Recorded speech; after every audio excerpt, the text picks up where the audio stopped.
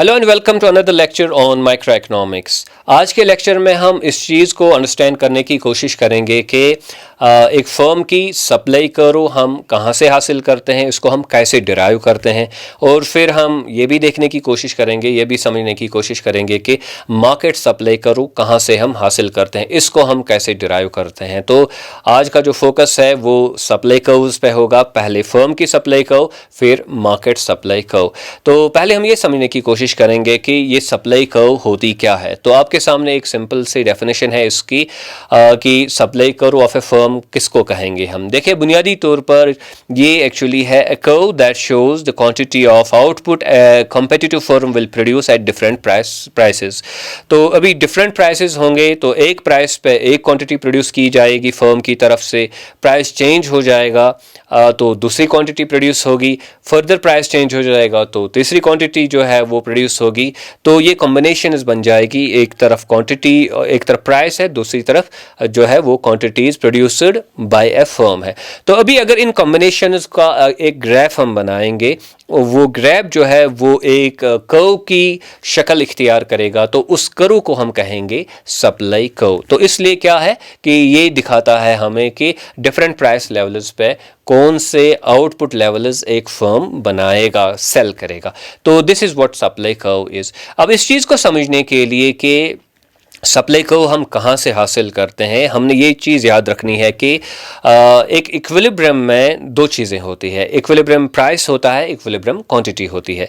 लेकिन हम जानते हैं कि in case of perfect competition जो इक्विलिब्रियम प्राइस है वो एक फर्म डिटरमाइन नहीं करती है, वो मार्केट डिटरमाइन करता है। एक फर्म, एक प्रोड्यूसर और एक कंज्यूमर प्राइस टेकर्स होते हैं in case of perfect competition. अब जो चीज़ इंटरनली विद इन फर्म जो चीज़ तय होती है दैट इज द क्वांटिटी। बुनियादी तौर पर जो कॉस्ट स्ट्रक्चर होता है, कॉस्ट कंडीशंस होती है एक फर्म की, वही उसे बताती है कि आपने कितना बनाना है at a particular price level. तो हम क्या करेंगे, हम ये चीज़ करेंगे, क्योंकि जो कॉस्ट कंडीशंस होती है वो तो शॉर्ट रन में वो चेंज नहीं हो जाएगी। हम ये करेंगे कि हम प्राइस लेवल को चेंज करेंगे और ये देखेंगे कि जब हम प्राइस लेवल चेंज करते हैं तो हमारा इक्विलिब्रियम किस तरीके से चेंज होता है। क्योंकि जब इक्विलिब्रियम चेंज होगा तो फिर जिस तरह प्राइस चेंज हुआ इसी तरह क्वांटिटी भी चेंज हो जाएगी। तो हमें ये पता चलेगा कि जब हम प्राइस चेंज कर रहे हैं तो क्वांटिटी क्वांटिटी किस तरीके से बिहेव कर रही है, यानी कि क्वांटिटी में इंक्रीज हो रहा है, डिक्रीज हो रहा है, तो क्या हो रहा है क्वांटिटी के साथ, वो चीज़ हमें समझ आएगा जब हम प्राइस को चेंज करेंगे, ये जानते हुए कि कॉस्ट कंडीशंस, कॉस्ट कर्व्स जो है वो सेम रहेंगी, वो चेंज नहीं हो जाएगी इन द शॉर्ट रन। तो अभी हम इस ग्राफ के ज़रिए से इस चीज़ को अच्छे से समझ सकते हैं। देखिए, हमने पहले ही इक्विलिब्रियम के मुतालिक जो मुख्तलिफ चीज़ें हमने जाननी थी वो हम पहले ही जान चुके हैं। यहाँ पे हमने फोकस करना है, पहले हम जानते हैं कि एवरेज वेरिएबल कॉस्ट कर्व है, एवरेज कॉस्ट कर्व है, वो मार्जिनल कॉस्ट कर्व है, we are conversant with these.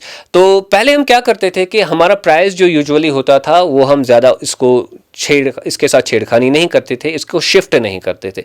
लेकिन अभी हम इसको शिफ्ट करने जा रहे हैं। पहले हम फोकस करेंगे प्राइस लेवल 1 पे। देखिए, प्राइस लेवल 1 पे जो इक्विलिब्रियम एस्टैब्लिश होगा वो E1 से दिखाया जाएगा। अब E1 इक्विलिब्रियम पॉइंट पे इसकी खुसूसियत क्या है, marginal cost is equal to marginal revenue. सबसे बड़ी शर्त तो यही है ना कि पहली कंडीशन है marginal cost should be equal to marginal revenue, तो वो उसके बराबर है। दूसरी ये कि मार्जिनल कॉस्ट जो है वो मार्जिनल रेवेन्यू को नीचे से काट कर रही है, तो दूसरी कंडीशन भी फुलफिल होगी। अब जो तीसरी कंडीशन यहाँ पे फुलफिल हो रही है वो ये है कि जो प्राइस हमारा है that is equal to average variable cost. तो जैसा हम जानते हैं कि अगर प्राइस एवरेज वेरिएबल कॉस्ट के बराबर होगा तो फर्म शॉर्ट रन में ऑपरेट करेगी, लेकिन अगर प्राइस इससे नीचे चला गया तो जो फर्म है वो क्लोज हो जाएगी, वो शट डाउन करेगी। तो इसलिए E1 पे जो इक्विलिब्रियम हमारा है, प्राइस एक तरफ से है, दूसरी तरफ से क्वांटिटी हमारी है। इक्विलिब्रियम प्राइस है, इक्विलिब्रियम क्वांटिटी है। तो इक्विलिब्रियम प्राइस क्या है, P1, इक्विलिब्रियम क्वांटिटी क्या है, वो है Q1, क्योंकि इक्विलिब्रियम यहाँ पे एस्टैब्लिश होगा। और फर्म कितना सप्लाई कर रही है मार्केट को इस प्राइस लेवल पे, P1 लेवल पे जो फर्म सप्लाई कर रही है दैट इज Q1। अभी हम क्या करेंगे, प्राइस को इंक्रीज करेंगे। तो हमने फॉर एग्जाम्पल प्राइस को P2 पे लिया, तो हम अब देख रहे हैं कि जो नया इक्विलिब्रियम एस्टैब्लिश होगा वो E2 पे है। और E2 की खुसूसियत क्या है, marginal cost is equal to marginal revenue, और वो कंडीशन है जिनको हम जानते हैं। तो E2 पे लेकिन एक खुसूसियत अब ये है कि अब हमारा प्राइस जो है एवरेज वेरिएबल कॉस्ट से ऊपर हो गया, तो इसलिए फर्म को अब मिल रहे हैं average costs. Average variable costs पहले मिलते थे, अब मिल रहे हैं एवरेज कॉस्ट्स फर्म को। So the point here is, जो जिस चीज पे हमने फोकस करना है, हम इक्विलिब्रियम यहाँ पे स्टडी नहीं कर रहे हैं, हम ये देख रहे हैं कि प्राइस चेंज करने से क्वांटिटी के साथ क्या हो रहा है। तो P2 पे अब हम देख रहे हैं कि हमारी जो क्वांटिटी है वो Q1 से Q2 पे चली गई, यानी कि क्वांटिटी में इजाफा हुआ। लेकिन एक इंपॉर्टेंट चीज जो आपको यहाँ पे याद रखनी है कि E1 जो इक्विलिब्रियम है, ओके, वो मार्जिनल कॉस्ट पे है, और E2 जो इक्विलिब्रियम है वो अगेन सेम मार्जिनल कॉस्ट करो पे है, राइट। हालांकि हमारा मार्जिनल रेवेन्यू यानी कि प्राइस तो चेंज हो गया, और हमारी इनफैक्ट जो पहले हम एवरेज वेरिएबल कॉस्ट पे थे, अब हम एवरेज कॉस्ट पे आ रहे हैं, यानी कि जो बाकी कॉस्ट्स है वो कर्व शिफ्ट हो रही है, जो प्राइस है वो शिफ्ट हो रहा है, लेकिन जो कर्व जो दोनों जगह मौजूद है वो है मार्जिनल कॉस्ट कर्व। E1 पे भी मार्जिनल कॉस्ट कर्व सेम है, और E2 पे भी मार्जिनल कॉस्ट कर्व सेम है। अभी हम प्राइस को इंक्रीज करेंगे P3 पे, तो नया इक्विलिब्रियम जो एस्टैब्लिश होगा वो E3 पे होगा। तो E3 की अब खुसूसियत क्या है, अगेन हम देख रहे हैं कि हम सेम मार्जिनल कॉस्ट कर्व पे है, लेकिन प्राइस इंक्रीज हो गया, तो जाहिर सी बात है जो नया इक्विलिब्रियम एस्टैब्लिश होगा वो Q3 उसकी क्वांटिटी होगी। तो हम देख रहे हैं कि प्राइस इंक्रीज हो गया और क्वांटिटी भी इंक्रीज हो गई। तो अब हमने इस ग्राफ के जरिए से कौन सी चीज सीखी, इससे हमने ये बात सीखी कि जब आप प्राइस इंक्रीज कर रहे हैं आपकी क्वांटिटी भी इंक्रीज हो रही है। तो ये तो एक चीज हमने सीखी, लेकिन इसके साथ साथ एक अहम चीज जो हमने सीखी वो ये है कि हर जगह जहां पे अभी इक्विलिब्रियम नया एस्टैब्लिश हो रहा है वो मार्जिनल कॉस्ट कर्व पे हो रहा है, यानी कि जो क्वांटिटी इंक्रीज हो रही है ये मार्जिनल कॉस्ट कर्व के मुताबिक इंक्रीज हो रही है। तो इसलिए एक इंपॉर्टेंट चीज जो आपने याद रखनी है यहां पे वो ये है कि our marginal cost curve is supply curve of a firm in case of perfect competition। तो इस चीज को आप इस तरीके से याद रख सकते हैं, The supply curve of a firm in perfect competition is its marginal cost curve। लेकिन याद रखिएगा यहाँ पे कि प्राइस जो है वो एवरेज वेरिएबल कॉस्ट से ऊपर होना चाहिए, क्योंकि अगर इससे नीचे होगा तो firm will close down, it will shut down, जो चीज़ हमने पहले ही स्टडी की हुई है। तो ये इंपॉर्टेंट पॉइंट आपको यहाँ पे याद रखना है with regard to firm supply curve. इसको हम कैसे डिराइव करते हैं, इसको हम मार्जिनल कॉस्ट कर्व से, बेसिकली मार्जिनल कॉस्ट कर्व बजाते खुद ही सप्लाई कर्व बनती है एक फर्म के लिए। अब यहां पे सवाल पैदा होता है कि फिर हम कंक्लूड करेंगे कि एक इंडिविजुअल फर्म की जो सप्लाई कर्व है वो मार्जिनल कॉस्ट कर्व है।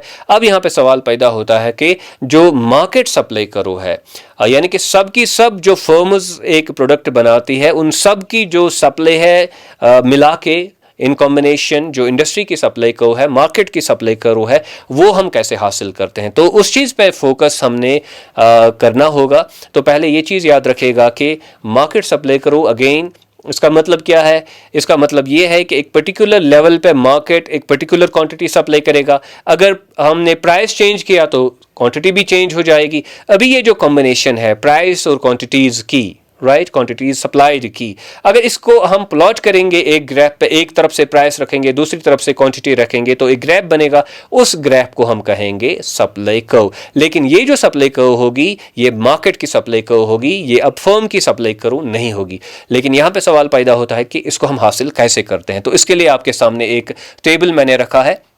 तो टेबल पे आप देख सकते हैं कि हम ये सपोज कर रहे हैं कि एक इंडस्ट्री है, राइट, और इस इंडस्ट्री में 3 फर्म्स टोटल है, राइट। अभी हमने ये देखना है कि ये 3 फर्म्स जो है इनकी सप्लाई किस नौइयत की है, और फिर वहां से हम कंक्लूड कर सकेंगे कि मार्केट की सप्लाई कर्व कितनी होगी। तो पहले प्राइस है, पहले वाले कॉलम में प्राइस है 5, 10 और 15, क्योंकि हमने प्राइस चेंज करना है तभी जाके हमें पता चलेगा कि क्वांटिटी के साथ क्या होगा। तो पहले प्राइस है पहले वाले कॉलम में, दूसरे कॉलम में फर्म 1 की क्वांटिटी सप्लाइड है, तीसरे कॉलम में फर्म 2 की क्वांटिटी सप्लाइड है, चौथे कॉलम में फर्म 3 की क्वांटिटी सप्लाइड है। ओके, तो अभी अगर हम फोकस करेंगे प्राइस 5 पे, 5 रुपीज फॉर एग्जाम्पल प्राइस है, तो फर्म 1 जो सप्लाई कर रही है वो है 5 यूनिट्स, फर्म 2 जो सप्लाई कर रही है वो है 7 यूनिट्स, और फर्म 3 जो सप्लाई कर रही है वो है 8 यूनिट्स। तो चूंकि 3 ही फर्म्स है मार्केट में, तो फिर हम क्या करेंगे, हम इन एक 5 के प्राइस पे हम देखेंगे कि फर्म 1 कितना सप्लाई कर रही है, फिर उसको ऐड करेंगे फर्म 2 की सप्लाई, उसको ऐड करेंगे फर्म 3 की सप्लाई, यानी कि इन सब की जो सप्लाई है उसको हम ऐड करेंगे। सो इट विल बी 5 के प्राइस पे जो सप्लाई होगी on part of the market, industry की जो सप्लाई होगी, it will be 5 + 7 + 8, it will be 20। तो इसी तरीके से 10 की जो 10 के प्राइस पे जो पहली फर्म है उसकी सप्लाई है 10, दूसरी की है 13, तीसरे की है 15, तो मार्केट की सप्लाई कितनी होगी, हमने इनको ऐड करना है तो वो आता है 38। तो इसी तरह 15 के प्राइस पे जो हमारी सप्लाई है वो है 15, 16 और 17, इसको ऐड करेंगे तो वो हमारा 48 यहाँ पे बनता है। बेसिक पॉइंट जो यहाँ पे याद रखना है वो ये कि हमने प्राइस के साथ छेड़खानी नहीं करनी है, बस हमने एक पर्टिकुलर प्राइस पे ऐड करना है क्वांटिटीज को जो सप्लाई हो रही है डिफरेंट फर्म्स की तरफ से। जब हम सारी फर्म्स के क्वांटिटीज को ऐड करेंगे तो हमारी मार्केट क्वांटिटी सामने आ जाएगी, और जब हम ऐसा ही करते जाएंगे तो हमारे एक तरफ से प्राइसेस होंगे, दूसरी तरफ से जो है quantity supplied on part of the market होगी। तो इन कॉम्बिनेशंस को अगर हम प्लॉट करेंगे एक ग्राफ में तो वो हमारा बनेगा, वो हमारी बनेगी supply curve of the market, यानी कि मार्केट सप्लाई कर्व बनेगी। तो इसकी एक एग्जांपल हम यहां पे लेते हैं, हालांकि यहां पे जो डेटा है वो डिफरेंट है, इससे पहले जो डेटा था वो डिफरेंट था। अब देखिए इस कर्व को अगर आप इस ग्राफ को अगर आप बारीकी से देखेंगे तो हॉरिजॉन्टल एक्सिस पे हमारी क्वांटिटी है, वर्टिकल एक्सिस पे हमारा प्राइस है। तो प्राइस हम दो ही यहां पे ले रहे हैं, प्राइस P1 और P2, और जो इंडिविजुअल सप्लाई कर्व्स है यहाँ पे वो 3 हैं, जैसा कि आप पहले देख रहे हैं S1, S2 और S3। और जैसा कि हम जानते हैं कि ये एक्चुअली मार्जिनल कॉस्ट कर्व्स हैं, तो हमने लिखा है मार्जिनल कॉस्ट 1, मार्जिनल कॉस्ट 2 और मार्जिनल कॉस्ट 3। तो अभी अगर आप फोकस करेंगे AD जो पहली जो यानी कि सप्लाई कर्व है, पहली फर्म की सप्लाई कर्व, तो P1 पे इसकी सप्लाई कितनी है, इट इज इक्वल टू 0.8, और फिर P2 पे कितनी है 3.5। तो P1 पे भी फोकस करेंगे, जो दूसरी सप्लाई कर्व है वो कितना सप्लाई कर रही है P1 पे, वो 2.2 सप्लाई हो रहा है P1 पे, और जो सप्लाई 3 है तीसरी फर्म की जो सप्लाई करो है वो कितना है, वो P1 पे 3.6 है। तो अभी हमने अगर ये देखना होगा कि P1 पे इंडस्ट्री कितना सप्लाई कर रही है, तो हमने क्या करना है, हमने 0.8 + 2.2 + 3.6 जो है इनको आपस में ऐड करना है। जब हम ऐड करेंगे तो ये 6.6 आता है। तो ये जो L पॉइंट आप देख रहे हैं ये इंडस्ट्री की सप्लाई है, मार्केट की सप्लाई है on price P1। Okay, P2 पे जाइए तो पहली जो सप्लाई कर्व है वो 3.5 हमें बताती है वैल्यू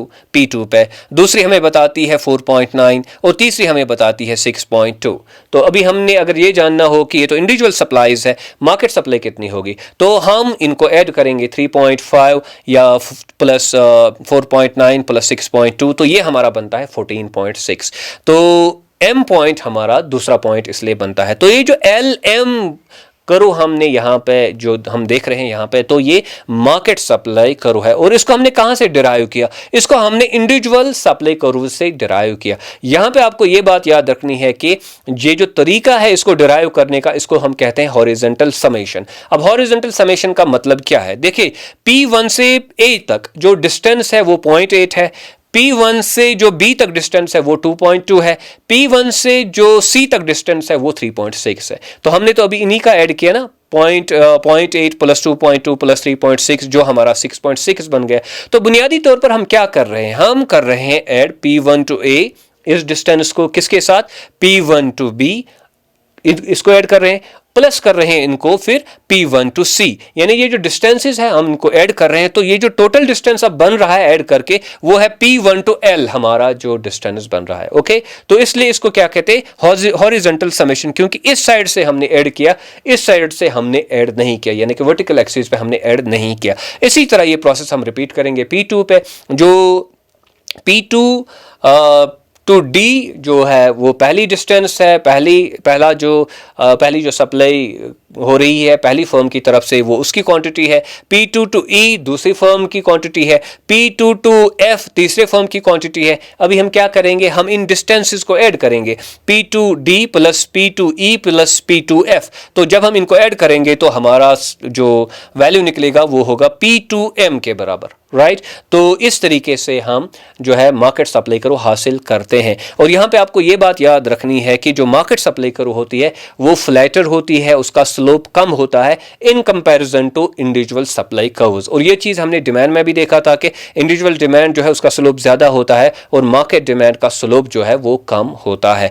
तो यहाँ पे जो है इसलिए आपने ये चीज़ आई होप कि अच्छे से समझी होगी कि इंडिविजुअल सप्लाई कर्व से हम मार्केट सप्लाई कर्व किस तरह हासिल करते हैं through the process of horizontal summation, और इस तरीके से हम मार्केट सप्लाई कर्व डिराइव करते हैं। और ये चीज़ भी हमने देखी कि इंडिविजुअल सप्लाई कर्व बजाते खुद किस तरह हम डिराइव करते हैं। आई होप कि ये जो टॉपिक है सप्लाई कर्व्स का, इंडिविजुअल सप्लाई कर्व और फिर मार्केट सप्लाई कर्व, ये आपने अच्छे से समझा होगा। Do subscribe to my YouTube channel Earnest Economics. Thank you very much.